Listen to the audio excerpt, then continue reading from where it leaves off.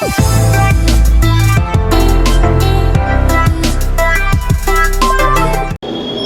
बच्चों, मैं धीरज कुमार साहू, भौतिक ज्ञान प्रवक्ता। चलते हैं प्रकाश के गुण के बारे में। पहले हम जानेंगे न्यूटन का कणिका सिद्धांत, मीन्स पार्टिकल थ्योरी जानेंगे। सबसे पहले न्यूटन का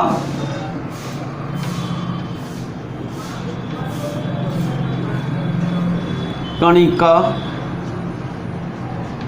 सिद्धांत शॉर्ट में समझेंगे बिल्कुल, क्योंकि इसकी हमें आवश्यकता नहीं है सिलेबस में, लेकिन जानकारी इसलिए ज़रूरी है, इसके बिना चैप्टर अधूरा लग गया। सन 1675 की बात है। सन 1675 में न्यूटन ने कणिका सिद्धांत दिया। इन्होंने कहा कि प्रकाश अत्यंत सूक्ष्म, हल्के, दृढ़ गोलाकार कणों के रूप में चलते हैं। क्या कहा? जो प्रकाश हैं वो अत्यंत सूक्ष्म, हल्के, दृढ़ गोलाकार कणों के रूप में चलते हैं, इसीलिए इसे कणिका सिद्धांत कहा गया, पार्टिकल थ्योरी कहा गया। यानी इन्होंने कहा प्रकाश जो है वो एक प्रकार से कण हैं, सूक्ष्म, हल्के, गोलाकार कण हैं। तो पहली चीज इन्होंने कहा कि जो प्रकाश है अत्यंत सूक्ष्म, हल्के कण हैं, मीन्स छोटे छोटे कण हैं, कणों के रूप में चलता है। पहली बात इन्होंने कही। दूसरी बात में इन्होंने कहा कि यह कण कैसी रेखा में चलते हैं? सीधी रेखा में चलते हैं, अर्थात इनमें क्या होती है? ऊर्जा होती है। अर्थात इनमें क्या होती है? ऊर्जा होती है। तो कण कैसी रेखा में चलते हैं? सीधी रेखा में चलते हैं। तीसरी बात में इन्होंने कहा कि यह जो कण है, कण जो इनको चलने के लिए निर्वात में भी चल सकते हैं। कहाँ चल सकते हैं? निर्वात में भी क्या कर सकते हैं? गति कर सकते हैं। या हम इसी को कह लें दूसरी बात में ही, प्रकाश अत्यंत सूक्ष्म, हल्के, दृढ़ गोलाकार कण हैं। दूसरी बात, प्रकाश सीधी है, कण कैसी रेखा में? सीधी रेखा में चलते हैं। और कहाँ गति कर सकते हैं? निर्वात में क्या कर सकते हैं? गति कर सकते हैं। तीसरी बात, यह कण जब आँख की रेटिना पर गिरते हैं, किस पर गिरते हैं? आँख की रेटिना पर गिरते हैं, तो हमें वस्तु क्या होती है? दिखाई देती है। और चौथी बात, भिन्न भिन्न रंगों के कणों का आकार क्या होता है? भिन्न भिन्न होता है। विभिन्न रंगों के कणों का आकार विभिन्न होता है या भिन्न भिन्न होता है? भिन्न भिन्न होता है। इन्होंने कहा लाल रंग के कण का आकार बड़ा होता है, बैंगनी रंग के कणों का आकार छोटा होता है, इसलिए लाल रंग हमें दूर से दिखाई देता है, बैंगनी रंग हमें दूर से दिखाई नहीं देता है। न्यूटन के कणिका सिद्धांत, सन 1675 में न्यूटन नामक वैज्ञानिक ने कणिका सिद्धांत दिया प्रकाश का। इन्होंने कहा प्रकाश जो है वो अत्यंत सूक्ष्म कणों के रूप में चलता है। इन कणों को क्या कहते हैं? कणिकाएं कहते हैं। इन कणों को क्या कहा गया? कणिकाएं कहा गया। ठीक है। फिर इसके बाद इन्होंने कहा यह कैसी रेखा में? यह कणिकाएं सीधी रेखा में चलती हैं और निर्वात में चल सकती हैं। जब यह कण आँख की रेटिना पर गिरते हैं तो वस्तु दिखाई देते हैं। भिन्न भिन्न रंगों के कणों का आकार क्या होता है? भिन्न भिन्न होता है। इसकी सहायता से इन्होंने परावर्तन, अपवर्तन की और वर्ण विक्षेपण की व्याख्या कर दी। परंतु यह मॉडल क्या हो गया? अमान्य हो गया। अमान्य क्यों हुआ? उसके कुछ कारण थे। अमान्यता के कारण, यानी यह मॉडल रिजेक्ट हो गया। What is the reason of reject? Means क्यों रिजेक्ट हुआ? क्वेश्चन यह उठा। सबसे पहली बात इसके रिजेक्ट होने का, इन्होंने कहा अपनी व्याख्या करने के लिए कहा कि कोई पृष्ठ पहले कणों को आकर्षित करता, वही पृष्ठ उन्हीं कणों को क्या करता है? प्रतिकर्षित। परावर्तन की घटना में इन्होंने कहा प्रकाश के यह कण, मीन जो कण थे, कणिकाएं पृष्ठ द्वारा पहले आकर्षित हो रही हैं, परावर्तन में यह क्या हो रही हैं? प्रतिकर्षित। जबकि अपवर्तन में पहले आकर्षित होती हैं, फिर यही परावर्तित होती हैं, मीन्स प्रतिकर्षित होती हैं। ये क्या बात हुई? पहले आकर्षित हो रही, अगर आकर्षित हो रही तो पृष्ठ के पदार्थ के गुणों के बीच कण है और यह भी कण है, तो इनके बीच केवल आकर्षण होगा, परावर्तन का गुण नहीं होगा, यानी प्रतिकर्षण का गुण नहीं होगा। प्रतिकर्षण होगा ही नहीं माध्यम कणों के बीच, क्योंकि हम गुरुत्वाकर्षण बल जानते हैं, यह सदैव कैसा होता है, आकर्षण। यानी न्यूटन का यह सिद्धांत गुरुत्वाकर्षण बल नियम के, गुरुत्वाकर्षण के नियम के क्या है, विपरीत है, पहली बात। दूसरी बात इन्होंने कहा कि सघन माध्यम में प्रकाश की चाल क्या होती है, अधिक, और विरल माध्यम में प्रकाश की चाल क्या होगी, कम। प्रकाश की चाल,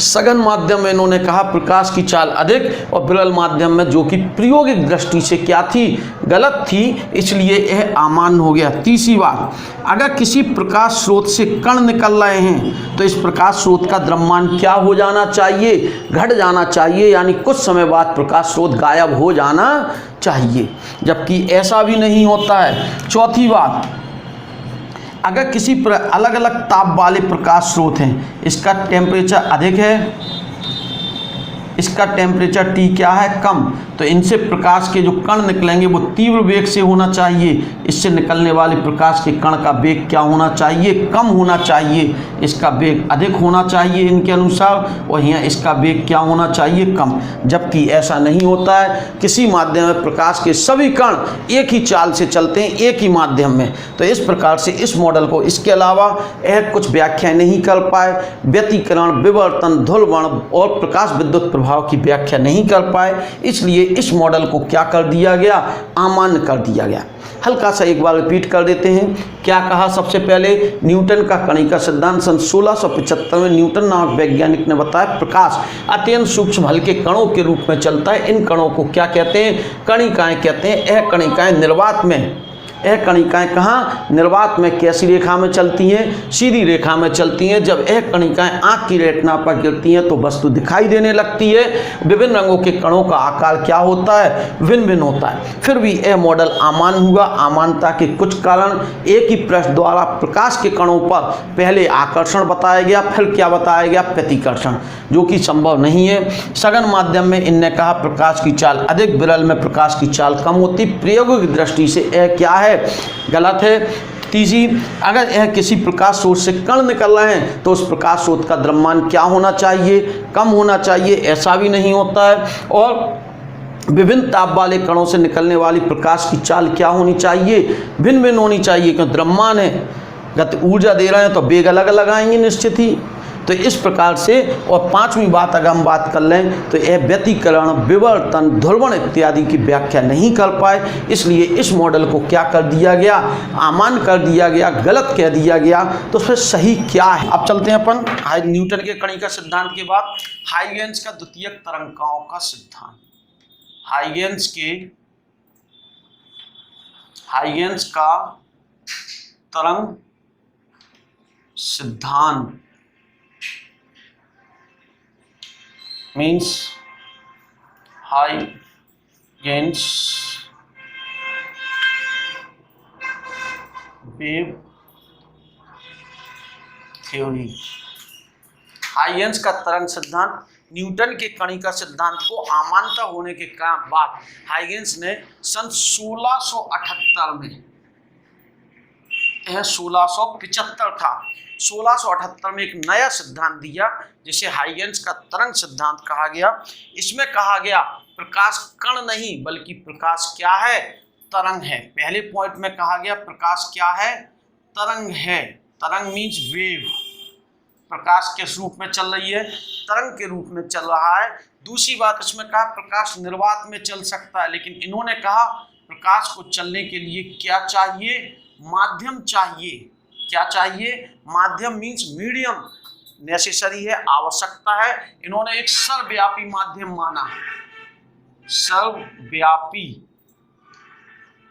माध्यम ईथर माना। क्या माना, ईथर। ईथर ही क्यों माना, क्वेश्चन जो उठा, क्योंकि इससे पहले तरंग के बारे में यही कहा जाता था कि तरंग को चलने के लिए माध्यम की आवश्यकता है। बाद में मैक्सवेल, हर्ट्ज इत्यादि नामक वैज्ञानिक ने बताया तरंगें जो हैं उनको चलने के लिए माध्यम की आवश्यकता नहीं, तो विद्युत चुम्बकीय तरंग इत्यादि बनाई। तो तो पहले तो अभी उस समय तक जो जाना जाता था तरंग को चलने के लिए माध्यम चाहिए, तो इन्होंने एक सर्वव्यापी माध्यम माना ईथर। ईथर ही क्यों माना? क्योंकि तरंग की चाल के लिए सूत्र होता है V बराबर E/d। ईथर का ई जो होता है किसके लिए? ईथर का जो ई होता है प्रत्यास्था गुणांक, इलास्टिसिटी कोएफिशिएंट, प्रत्यास्था गुणांक वो होता है सबसे अधिक होता है, या अधिक होता है, सबसे अधिक वर्ड नहीं कहना चाहिए, अधिक होता है, और डी का मान बहुत कम होता है। ऐसे में जब डी का मान कम होगा और ई का मान अधिक होगा तो वी का मान अधिक होगा, और वी का मान कितना इन्होंने कहा? 3 × 10⁸ मीटर पर सेकंड, यानी लगभग प्रकाश की चाल के बराबर निर्वात में जो वो ईथर में हमें चाल क्या हो जाएगी? प्राप्त हो। तो पहली बात हाइगेंस ने कहा प्रकाश तरंग के रूप में चलता है। इस तरंग को चलने के लिए किसकी आवश्यकता? माध्यम की आवश्यकता है। इन्होंने सर्वव्यापी माध्यम क्या माना? ईथर माना। सर्वव्यापी माध्यम जो क्या किया इन्होंने? माना। क्या माना? वो ईथर माना। ईथर ही क्यों माना? क्योंकि ईथर की प्रत्यास्था अधिक, घनत्व बहुत कम होता है, जिससे V बराबर √E/d में अगर यह मान ज्यादा यह कम रखेंगे तो V का मान अधिक आएगा, 3 × 10⁸। तीसरी बात में हम बात करें, इन्होंने कहा यह तरंगें जब किस पर गिरेंगी? आंख की रेटिना पर गिरेंगी तो हमें वस्तु क्या होने लगेगी? दिखाई देने लगेगी, आंख। और चौथी बात में इन्होंने कहा भिन्न भिन्न रंगों की तरंगों की चालें, तरंगदैर्घ्य क्या होती हैं? भिन्न भिन्न होती हैं। अलग अलग तरंगदैर्घ्य के लिए बात करें, अगर लाल रंग है तो लाल रंग की तरंगदैर्घ्य बड़ी होगी, बैगनी रंग की तरंगदैर्घ्य क्या होगी? छोटी होगी। इस तरह से इन्होंने कहा था कण अलग अलग आकार, इन्होंने कहा लाल रंग की जो तरंगदैर्घ्य वो ज्यादा है, किससे? बैगनी रंग की तरंगदैर्घ्य से। वायलेट क्या कहा? फिर से बिल्कुल न्यूटन के कड़ी का सिद्धांत को बस। इन्होंने कहा प्रकाश कण है, इन्होंने कहा प्रकाश तरंग है। इन्होंने कहा निर्वात में चल सकती, इन्होंने कहा निर्वात में नहीं चलती, किस में चलती? माध्यम में। माध्यम में चलने के लिए इन्होंने एक सर्वव्यापी माध्यम क्या लिया? ईथर लिया, V बराबर √E/d। ठीक है, सर्वव्यापी माध्यम लिया ईथर, और उसको निकाला। ई अधिक था, B बहुत कम था, तो चाल बहुत ज्यादा आई। इन्होंने कहा जब यह कण आंख की रेटिना पर गिरता है वस्तु इन्होंने कहा यह तरंग जब आंख की रेटिना पर गिरेगी तो वस्तु दिखाई देगी। और भिन्न भिन्न रंगों की तरंगदैर्घ्य क्या होती हैं?